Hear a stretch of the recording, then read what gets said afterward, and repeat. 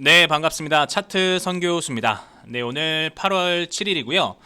장은 마감을 했어요. 그리고 어제 이어서 오늘 SK하이닉스 잠깐 체크해 볼 건데, 일단 체크에 앞서서 여러분이 조금 정확하게 아셔야 될 부분이 있어서 짧게 코멘트 좀 드릴 건데, 이번 폭락은요, 반도체 이슈랑은 전혀 관련이 없습니다, 여러분들. 이거 좀 헷갈려 하시는 분들이 좀 계시더라고요. 이번에 그 폭락 전에 나스닥을 움직이던 대표적인 기업이 어디죠? 네, 바로 엔비디아죠. 엔비디아입니다. 22년부터 이게 본격적인 AI 시대에 접어들기 시작하면서 이게 AI 열풍으로 AI 전용 반도체가 이제 수요가 폭등이 됐죠. 엄청나게 폭등이 됐어요. 그리고 23년에는 어디에요? 마소랑 구글이 AI 전쟁이 시작이 되면서 이제 본격적으로 황금기를 맞은 건데, 이 AI 반도체 관련된 소비의 주체는 어디죠? 바로 미국 빅테크 기업이에요, 여러분들. 미국 빅테크 기업. 여기 구글, 뭐 애플, 마소, 메타, 뭐 테슬라, 최근에는 이 아마존까지도 발을 담갔습니다. 엔비디아는 뭐예요? 하드웨어 기업이죠. 하드웨어. 반도체, AI 반도체를 만드는 하드웨어 기업입니다. 반도체를 납품하죠. 그의 빅테크 기업은 뭐예요? 소프트웨어 기업이에요. 공급받은 이 반도체로 AI를 접목시켜 가지고 모델을 만들어요. 뭐 예전이 아니죠. 얼마 전에 뭐 비전 프로, 이 애플에서 나온 비전 프로 같은 거 있죠. 이런 거를 만들어서 소비자에게 판매를 합니다. 소비자에게 판매를 해요. 이게 본격적인 투자가 아까 23년부터 시작이 됐다고 말씀을 드렸잖아요. 24년부터 시작이 됐는데 솔직히 지금 AI 시장에서는 수익화 시점을 언제로 봐요? 2026년으로 봅니다. 그러니까 2026년까지는 사실 이 공백기가 존재한다는 거예요. 모든 AI 회사들이 뚜렷한 수익을 내지 못하고 있는 상황이라고 좀 보면 되는데, 제주는 이 빅테크 기업들이 AI로 좀 부렸죠. 뭐를 뭐 챗GPT니 뭐 제미나이니 그리고 뭐 비전 프로니 AI가 부렸는데 돈은 누가 벌었어요? 엔비디아가 왕창 벌어간 셈이죠. 그런데 AI가 너무 열풍이고 이거는 혁명이다, 혁신이라고 말한 이 투자자들이 있을 거 아닙니까? 이 투자자들은 앞으로 26년도까지의 공백 기간의 그 괴리율이 상당히 갭이 크다고 생각을 했고, 이를 고점이라고 생각했던 시장이 판단했기에 경기 침체, 뭐 엔캐리 청산, 뭐 중동 전쟁, 이런 온갖 이유를 갖다 대면서 이번에 폭락이 왔던 거죠. 이거를 정확하게 좀 판단하고 넘어가셔야 되는 게, 엔비디아의 고점, 나스닥의 고점이 아니라 엔비디아가 납품을 한 거죠. 사실 엔비디아는 그냥 반도체를 납품을 했을 뿐인데, 이 빅테크 기업에서 사실상 AI 버블이 실질적으로 조금 나아졌다고 볼 수가 있겠어요. 그러니까 반도체랑은 전혀 무관한 얘기라고 생각을 하시면 돼요. 나스닥이 현재 고점 부근이었다고 이 팩트를 놓고 봤을 때, 반도체라는 거는요, 사실 수요가 너무 많았을 뿐이고, 이 빅테크 기업들이 이 AI, 반도체 AI, 이 하드웨어를 갖고 어떻게 응용을 하고, 뭐 그러니까 여러 가지 뭐 챗GPT나 아까 말씀드렸던 제미나이나 뭐 비전 프로나 AI 관련된 이런 산업들, 상품들, 모델들을 소비자에게 판매를 했을 때 이거에 대한 뚜렷한 실적이 나오지 않았기 때문에 문제가 발생이 됐다라고 보시면 되는 거예요. 그렇기 때문에 이번 폭락의 AI 버블이라는 거는 사실상 어느 정도 맞긴 하나, 반도체 관련된 이슈를 연결짓는 거는 잘못됐다라고 말씀을 드린 거죠. 하드웨어 자체는 뭐예요? 문제가 없습니다. 이거를 응용한 소프트웨어에서 문제가 발생이 됐다는 거죠. 그래서 소프트웨어 업종의 가격 조정이 현재 더 우선적이라고 좀 말씀을 드릴 수 있겠는데, 이 빅테크 기업들, 소프트웨어 기업들이 앞으로 가격 조정이 어느 정도 일어날 거는 당연지사입니다. 사실 우리가 이번에 폭락이 어떻게 이루어질지는 몰라요. V자 반등이 나올지 아니면은 L자 반등으로 기간 조정으로 들어갈지 아니면 가격 조정으로 들어갈지는 아직 모릅니다. 하지만 지금 추가적으로 조정이 나온다고 하면은 이 소프트웨어 기업에서 뭐 즉 빅테크 기업들이 먼저 조정이 들어가겠죠. 뭐 구글이나 애플이나 뭐 마소나 여러 가지 빅테크 기업들이 조정이 들어갈 건데, 그러면은 사실상 QQQ도 빠질 거고, 그리고 이 관련된 인덱스 당연히 빠지겠죠. 당연히 빠질 거 아니에요. 그러면은 결국에는 엔비디아를 비롯해서 이 하드웨어 업종도 당연하게 빠지게 될 겁니다. 조정은 당연히 받을 거예요. 이렇게 되면은 우리가 아무리 반도체가 이번 폭락과 관련이 없다 하더라도 시장에서는 연쇄적인 하락이 나올 수밖에 없겠죠. 그렇다는 거는 뭐예요? 우리가 삼전이나 SK하이닉스나 삼성전자나 추가적인 하락, 추가적인 매도가 좀 어느 정도 나올 수 있다고 생각을 하면 되는데, 이번에 하락이 나오면은 추가적으로 매수하려고 현금을 조금 보유하고 계신 분들 당연히 많을 겁니다. 근데 문제는 이 소프트웨어 업종, 즉 빅테크 기업들이 추가 조정이 언제까지 갈까가 이제 좀 고민인데, 이 조정이 이제 좀 마무리가 되면은 그때부터 다시 좀 수급이 들어오긴 할 겁니다. 근데 지금 우리가 일단 1차적으로 뭘 신경 써야 됩니까? 엔화를 신경 써야 되죠. 이 조정이 우리가 마무리가 되려고 하면은 이 엔화가 일단 진정이 돼야 됩니다. 더 이상 일본 중앙은행에서 BOJ에서 추가적인 뭐 강한 발언이 없어야 되고, 연준에서도 강력한 대응을 어느 정도 해줘야 되겠죠. 근데 다행히도 오늘 오전에 일본에서 이제 우치다 부총재죠.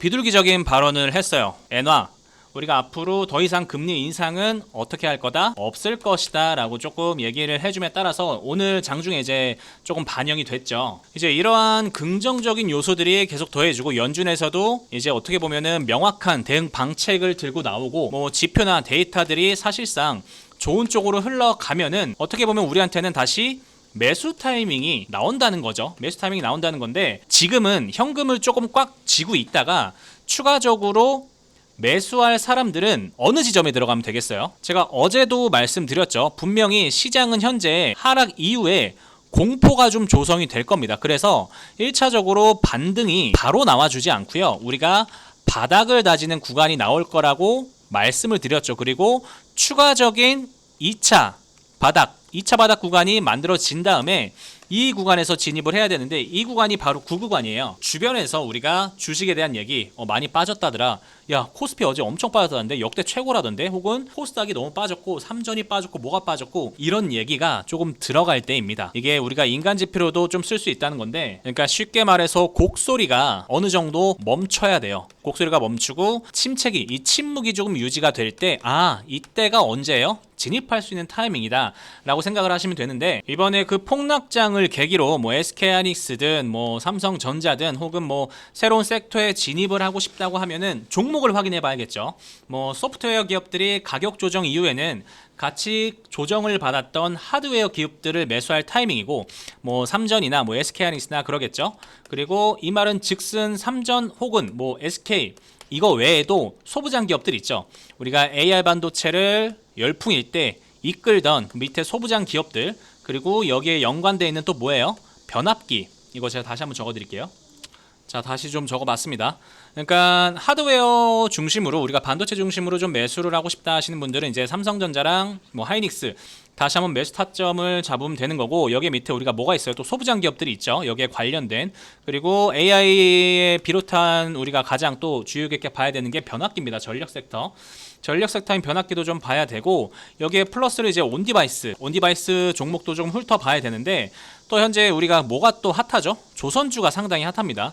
조선주는 지금 확실히 강하죠. 이게 왜냐면은 제가 저번에도 말씀드렸지만, 조선주들이 현재 27년 그리고 28년까지 숫자가 미리 찍혀 있어요. 그러니까 수주가 미리 잡혀 있어요. 그래서 27년, 28년까지는 계속 강하다고 좀 볼 수가 있겠는데, 이번 폭락 이후에는요, 여러분들 혹여나 뭐 주도 섹터들의 저점이 만들어졌다고 해서 여기서 함부로 들어가면 안 됩니다. 이게 저점인 줄 모르잖아요. 보통 이렇게 폭락장이 오면은요, V자 반등을 보통 생각을 합니다. 뭐 주가가 가다가 이렇게 한번 폭락장이 오면은 V자 반등을 바로 생각을 해요. 근데 이거는 상당히 옳지가 않아요. 이게 V자가 될지 L자가 될지 아무도 모르거든요. 그렇기 때문에 우리가 항상 뭘 보고 들어가야 돼요? 수급을 보고 들어가셔야 됩니다. 이번에 SK하이닉스 뭐 물타기든 뭐 혹은 뭐 신규 종목이든 신규 종목 진입이든 모르겠다 하시면은, 나는 물탈 구간도 모르겠고 증시가 언제 회복될지도 모르겠고 어디 구간에서 어떻게 매수 매도를 해야 되는지 모르겠다 하신 분들은요, 제가 위에 항상 번호 남겨둡니다. 제가 뭐 다른 거 구구절절하게 다른 거 말씀드리는 것도 아니고요, 뭐 어디 들어오세요, 뭐 어드망 들어오세요 이것도 아니고요, 문자 남겨주시면은 제가 해당 구간에서 보유하고 계신 종목, 뭐 어떻게 어디서 대응을 하시면 좋을 것 같습니다. 혹은 신규 종목, 뭐 신규로 들어가신 분들 또 있을 거예요. 왜? 이번에 폭락은 또 한 번에 어떻게 보면은 기회이기도 합니다. 기회예요. 왜? 내가 저점을 잡아볼 수 있는 기회이기 때문에 신규로 종목을 진입하고 싶다 하시는 분들은 신규 진입 종목 신규라고 남겨주시면은 제가 이것도 관련해서 문자 보내드리도록 할 테니까요. 부담 없이 문자 보내주시면 감사하겠습니다. 자, 이제 SK하이닉스 살짝 체크만 하고 넘어갈 거예요. 이제 체크하고 넘어가기 전에 밑에 이제 구독이랑 좋아요 한번 눌러주시고, 오늘 SK하이닉스 같은 경우는 어떻게 됐어요? 3% 우리가 마이너스로 시작해가지고 한 4% 정도 올라서 양봉으로 그래도 마감을 조금 했습니다. 4%가량 상승을 하고 마감을 했는데 코스피가 오늘 사실상 양봉 마감이 됐지만 뭐 그렇게 좋은 모습은 아니에요. 뭐 어떻게 뭐 이렇게 표현하면 좀 그렇겠지만 조루 같은 좀 모습도 있고 해서 사실 2630선인 이 선을 조금 어느 정도 우리가 돌파 혹은 뭐 터치라도 해줬으면 어땠을까 하는데, 사실 오늘 여기가 조금 드라마틱한 반전으로, 이렇게 드라마틱한 반전으로 여기를 좀 터치를 해주면은 우리가 추후에는 안착을 할 수도 있겠구나, 여기가 지지대로 다시 잡아볼 수 있겠구나 라는 생각을 어느 정도 기대를 가져볼 수 있잖아요. 근데 아시겠지만 아직 우리가 뭐가 남아있어요? 반대 매매가 남아있습니다. 지금 오늘 원래 반대 매매가 좀 터졌어야 됐는데 제가 장중에 계속 분봉으로 1분봉으로 확인을 해보니까 반대 매매가 터지진 않았어요. 그래서 아직 공포감이 어떻게 돼 있다? 그대로 조성이 돼 있다. 그래서 어떻게 될지 몰라요, 장이. 그렇기 때문에 함부로 진입하시면 안 되는데, 지금 개인들은 뭐 하고 있어요? 대폭락장의 비투족 등장, 5대은행 마통 플러스 신용대출 이틀째 1조 급증, 지금 다 빚내서 다시 물타고 있어요. 그러니까 여러분들은요, 제발 부디 이러한 조금 멍청한 행동은 안 하셨으면 해요. 그러니까 적어도 제 방송을 지금 보고 있으신 여러분들은요, 지금 당연히 물탈 구간이 아니라고 누구나 다 그렇게 생각을 할 수 있거든요. 근데 대부분의 개인들은 현재 공포심 때문에 어떡하지? 지금이라도 돈을 빌려서 물을 타야 되나? 지금 가장 저점인 것 같은데, 두 번 다시 안 올 저점인 것 같은데 라고 생각을 한다고요.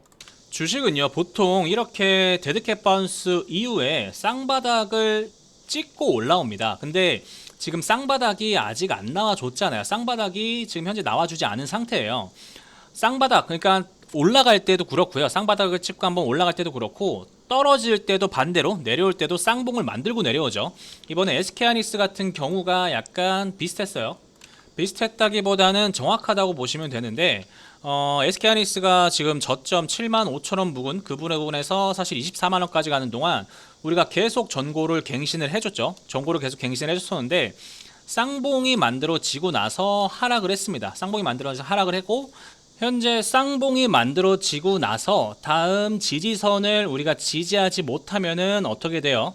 떨어질 수 있다는 그러한 차트적인 분석을 항상 갖고 가죠. 그렇기 때문에 사실 24만원 구간을 두 번 돌파했을 때 우리는 다음 하락 분량을 반드시 생각을 해야 돼요. 주식은요, 계속 무한정으로 올라갈 수 없어요. 오히려 건강한 주식은 올랐다가 차익 물량 실현하고 다시 올라갑니다.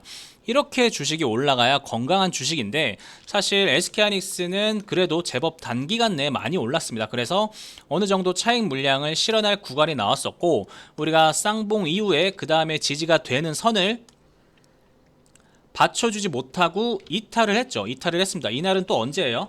이날은 JP모건에서 SK하이닉스 매도 의견을 냈던 날이에요. 그래서 이날 이후로 급격하게 더 빠졌습니다. 사실 대응이라는 건 이날 못할 수 있어요. 한데 이 이후에도 우리가 추가적으로 이 지지선들이 어떻게 지켜주지 않으면은 반드시 뭐 부분 익절을 하든 전량 익절을 하든 아니면 부분 손절을 하든 대응이란 걸 해야 되는데, 개인들은 이런 걸 대응을 잘 못합니다. 여러분들 왜겠어요? 다 본업이 있고 내가 예약을 걸어두지 않는 이상은 장대응을 실시간으로 하질 못하죠. 그래서 우리가 항상 수익이 나고 있을 때는요, 이 수익이 나고 있을 때는 비중 조절을 해야 됩니다. 제가 항상 매번 영상에서 말씀을 드리는 건데요, 리스크 관리라고 하죠.